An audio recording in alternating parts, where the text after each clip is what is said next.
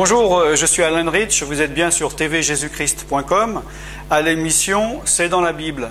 Cette semaine, nous allons parler des 5 piliers de l'Église en utilisant le chapitre 4 d'Éphésiens.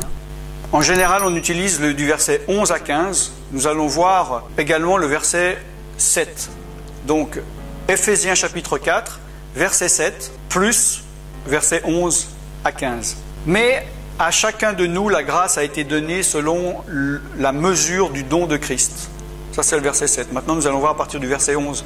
Il a donné les uns, donc Dieu a donné les uns comme apôtres, les autres comme prophètes, les autres comme évangélistes, les autres comme pasteurs et docteurs, pour le perfectionnement des saints en vue de l'œuvre du ministère et de l'édification du corps de Christ, jusqu'à que nous soyons tous parvenus à l'unité de la foi et de la connaissance du Fils de Dieu, à l'état d'homme fait, à la mesure de la stature parfaite de Christ, afin que nous ne soyons plus des enfants flottant et emportés à tout vent de doctrine par la tromperie des hommes, par leur ruse dans les moyens de séduction, mais que, professant la vérité dans la charité, nous croissions à tout égard en celui qui est le chef, Christ. Amen. Donc nous voyons que l'assemblée, l'Église de Dieu, nous savons, n'est pas un bâtiment, mais est la totalité des croyants, des disciples, nous sommes des pierres vivantes, des pierres spirituelles.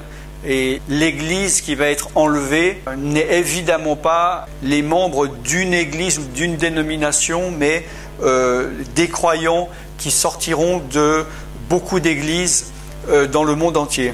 Et à cette Église, Dieu a donné 5 ministères.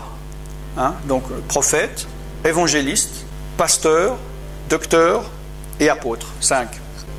Nous sommes dans une situation actuelle, dans la fin des temps, si j'ose dire, où l'Église, malheureusement, s'est un peu éloignée des principes bibliques et qui ont méprisé 3 à 4 ministères. Évidemment, nous savons que tout tourne autour maintenant du ministère de pasteur. Et c'est dommage parce que Dieu a voulu créer une Église équilibrée, basée sur 5 piliers.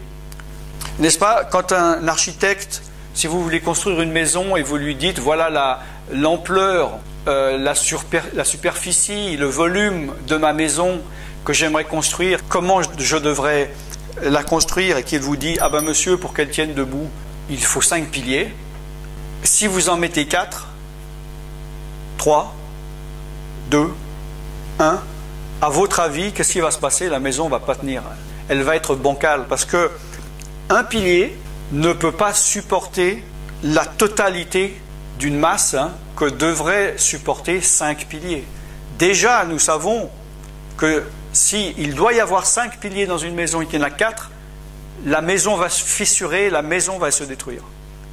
À combien plus forte raison lorsqu'il n'y a plus qu'un pilier? Dieu a évidemment instauré des diacres, des anciens, des évêques, peu importe le nom que vous utilisez au niveau de la racine étymologique. Mais Dieu a voulu créer dans son Église un système, un groupe d'hommes où les croyants les disciples ont aussi leur part, leur mot à dire. Et il y a une raison pour laquelle une Église devrait avoir ces 5 ministères, devrait avoir un apôtre ou des apôtres, devrait avoir un prophète ou des prophètes, un évangéliste ou des évangélistes, un pasteur ou des pasteurs, un docteur ou des docteurs. Et lorsque une personne essaye de faire tout ça, il ne peut pas y arriver. Et parce qu'il ne peut pas y arriver, il ne va pas tout faire cela. Et évidemment, l'Église, cette Église locale, va perdre de sa puissance.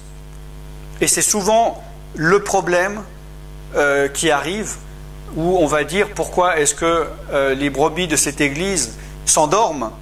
Pourquoi est-ce qu'il n'y a pas un accroissement de l'Église? Mais pour avoir la bénédiction, comme il est dit, de Dieu dans l'assemblée, il faut respecter les normes que Dieu a données, même si ça ne correspond pas aux traditions actuelles. Il est dit dans la parole de Dieu que sans prophétie, sans prophète, voilà, le peuple s'égare. S'il y a dans une église des problèmes et qu'il n'y a pas, par exemple, un prophète pour mettre de l'ordre là-dedans, eh ben, il n'y a aucun frein. Et nous savons qu'il y a des choses terribles qui se passent malheureusement dans des églises. Moi, avec mon travail de ligne d'aide et sur Internet, j'entends énormément, beaucoup de chrétiens me contactent qui font partie d'une église locale, ou même des anciens, même des pasteurs, et qui me disent, il y a un problème, il y a des choses qui ne devraient pas se passer, et je dis, mais ton pasteur, qu'est-ce qu'il en fait? Il dit, il ne sait pas, il n'a pas le temps. Il ne peut pas gérer une situation tout seul, alors qu'elle devrait être gérée par une équipe. Il y a un équilibre à avoir, n'est-ce pas?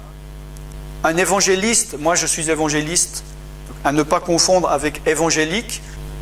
Un évangéliste, il va aller prêcher l'évangile pour amener des personnes dans l'église après où ils vont être enseignés par des docteurs. Mais s'il n'y a pas d'évangéliste, il n'y a pas de personnes qui viennent dans l'église. Et ça crée des problèmes. Alors ils vont dire, oui, c'est Dieu qui décide, nous attendons que Dieu remplisse les églises. Ce n'est pas Dieu qui va les remplir, c'est l'évangéliste qui va faire venir des gens. S'il n'y a pas d'apôtre, l'apôtre il n'est pas là pour créer de nouvelles églises, pour étendre le royaume de Dieu. S'il n'y a pas de prophète, il n'y a personne pour donner des indications précises par rapport à l'église. Le don de prophétie est un autre problème. Là, nous parlons des ministères. Et ces 5 ministères n'ont pas de hiérarchie. Maintenant, nous sommes dans un système où c'est vrai que le terme pasteur est connu du monde entier. Moi, si je vais 90% des endroits où je peux aller, si je dis je suis évangéliste, on ne comprend pas ce que ça veut dire. Déjà en français, ils pensent que je dis que je suis d'une dénomination évangélique, et en anglais, c'est pas clair. Ils vont me dire, ah bon, vous n'êtes pas pasteur, je voulais parler à un pasteur. Il y a des endroits en Inde dans ma mission où il n'y a que si tu es médecin ou pasteur que tu peux passer, que tu dis à l'armée, voilà, je suis pasteur, tu vas passer. Si tu dis je suis prophète, ils vont te dire qu'est-ce que c'est que ça. Donc, le pasteur a le monopole malheureusement. Je ne parle pas contre les pasteurs, je suis là pour essayer d'éclaircir par rapport à la parole de Dieu et encourager aussi des pasteurs à s'entourer et à méditer sur ce passage, à s'entourer des autres ministères que la Bible demande dans l'Église. Nous voyons que ces 5 ministères sont là pour le perfectionnement des saints en vue de l'œuvre du ministère de l'édification du corps de Christ. On dit souvent, oui,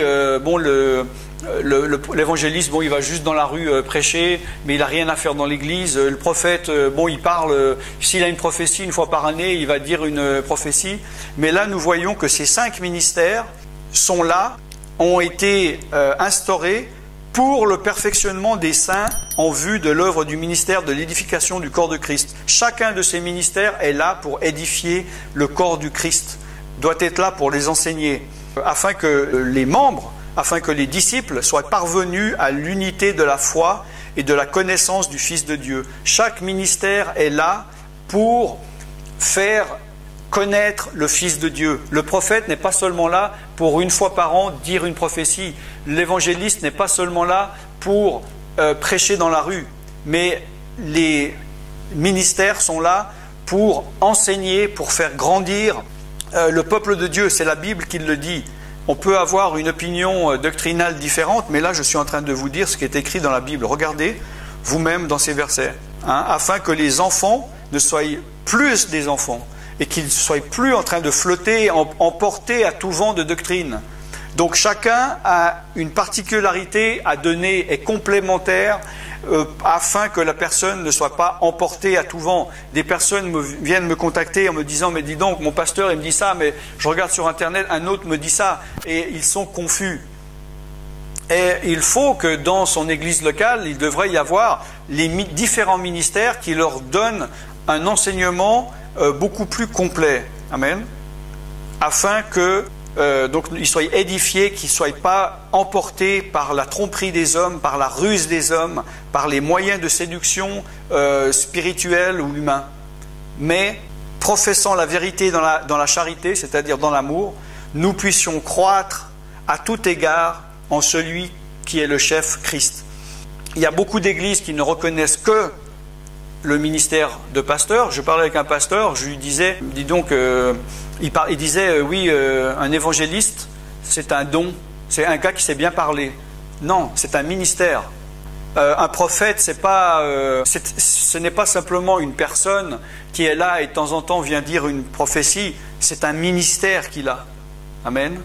J'ai vu aussi d'autres églises qui reconnaissaient que 2 ministères. D'ailleurs, je leur ai écrit, j'ai regardé dans leur confession de foi, ils disaient, nous reconnaissons les pasteurs et les évangélistes. Et je les ai écrits, j'ai dit, tiens, est-ce que vous pouvez me dire sur quelle base biblique vous avez pour dire ça? Parce que je suis étonné, d'habitude, c'est soit les églises reconnaissent les 5 ou juste le pasteur, mais pourquoi ces 2-là? Ils ne m'ont jamais répondu.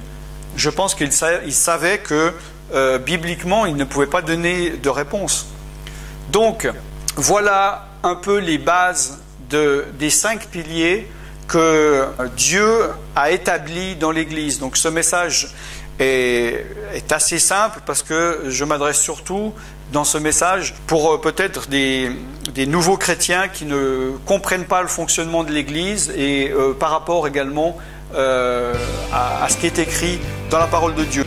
Je suis Alan Rich et je vous dis à la semaine prochaine. Soyez bénis. Bye bye.